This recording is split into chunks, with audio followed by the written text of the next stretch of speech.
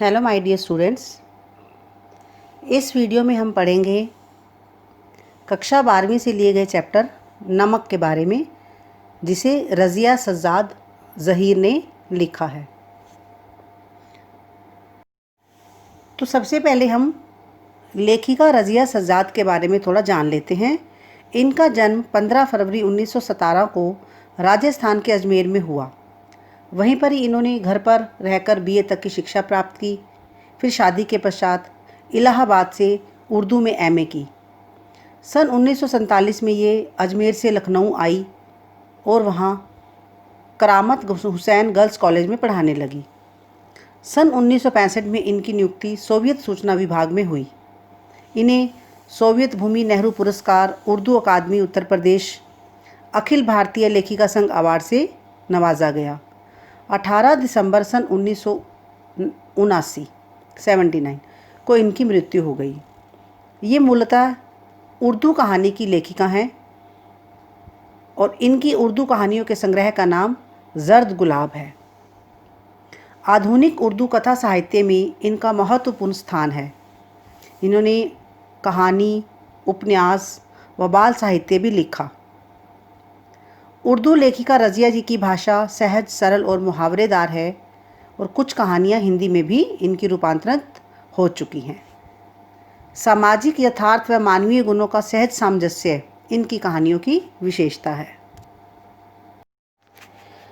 नमक कहानी एक ऐसी कहानी है, जब भारत पाक विभाजन हुआ था तो सरहद के दोनों तरफ पुनर्वासित लोग, जो फिर से जिन्होंने अपने रहने का एक स्थान बनाया था, उनके दिलों को टटोलती हुई एक मार्मिक कहानी है। इस कहानी में जो सफ़िया है वह मुख्य पात्र है और विस्थापित होकर लाहौर से आई सिख बीबी आज भी लाहौर को अपना वतन मानती है और वह सौगात के तौर पर वहाँ का नमक लाए जाने की फरमाइश करती है।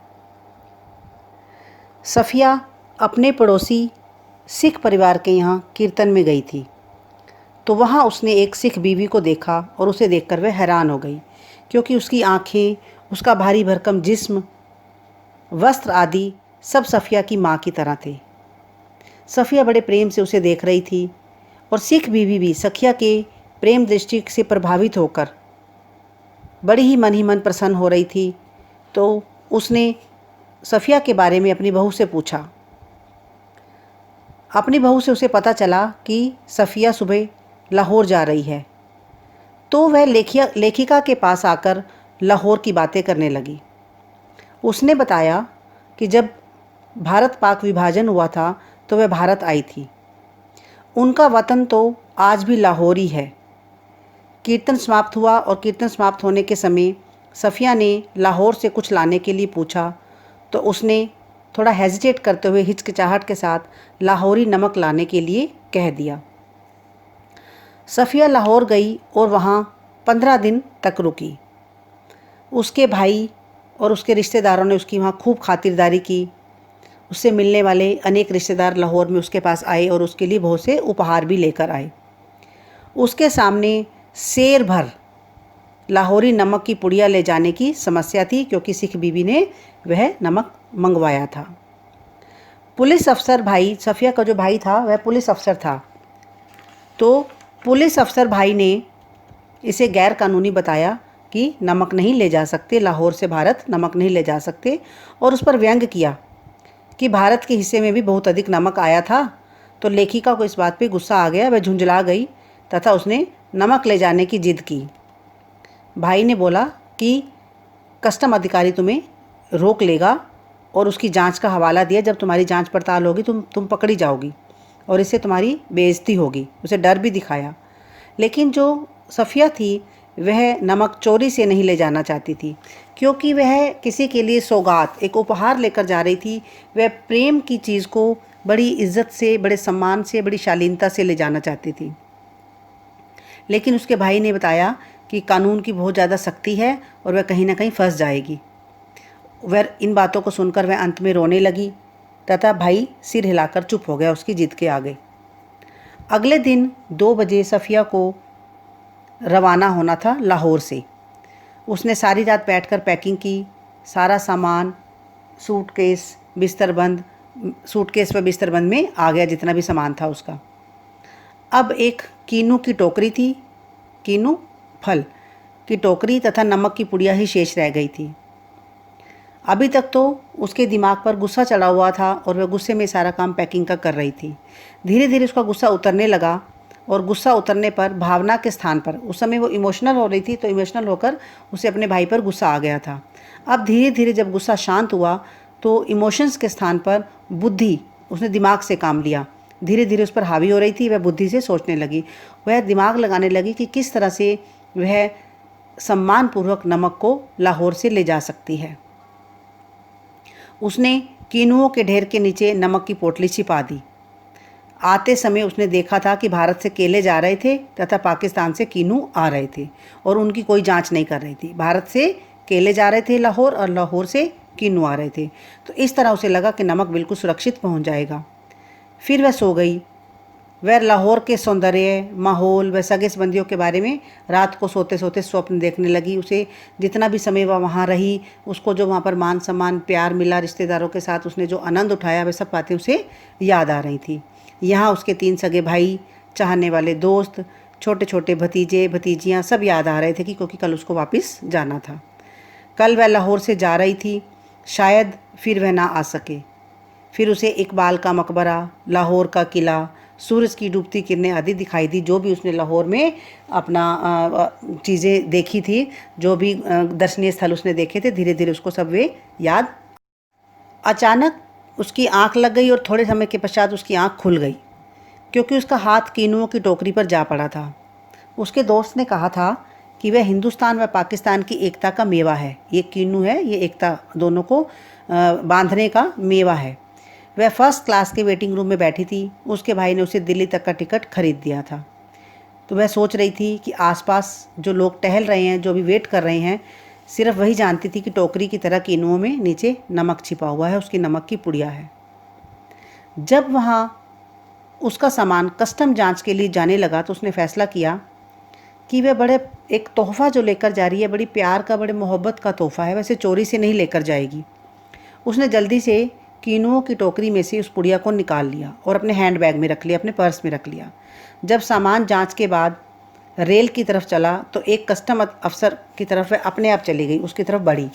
जो कस्टम अधिकारी था वह लंबा पतला और कुछ मैसी से बालों वाला था, खिचड़ी से बालों वाला था।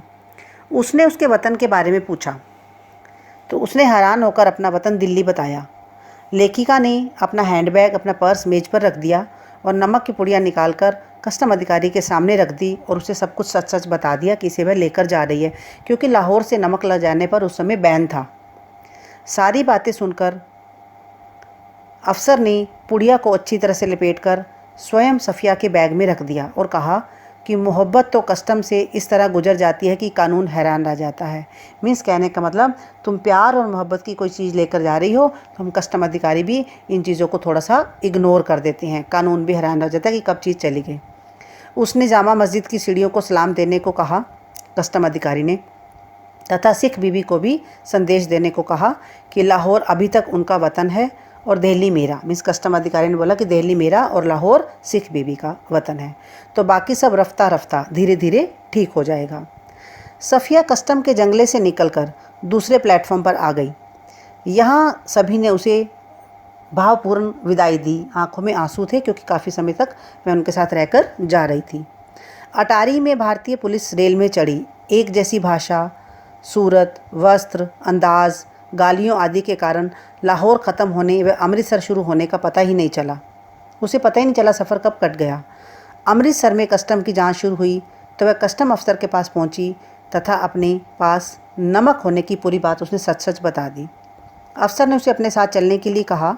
एक कमरे में ले जाकर उसे बिठाया और 2 चाय लाने का ऑर्डर दिया। उसने मेज़ की दराज से ड्रॉर से किताब निकाली।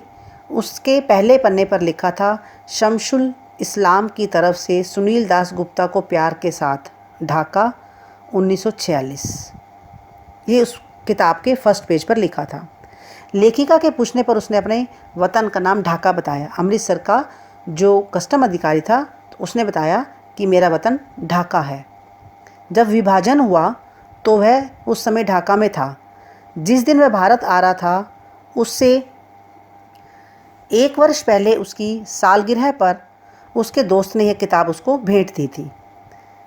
फिर वे कलकत्ता में रहकर पढ़े, नौकरी करने लगे तो उन्होंने बताया कि हम भी वतन आते जाते रहते थे।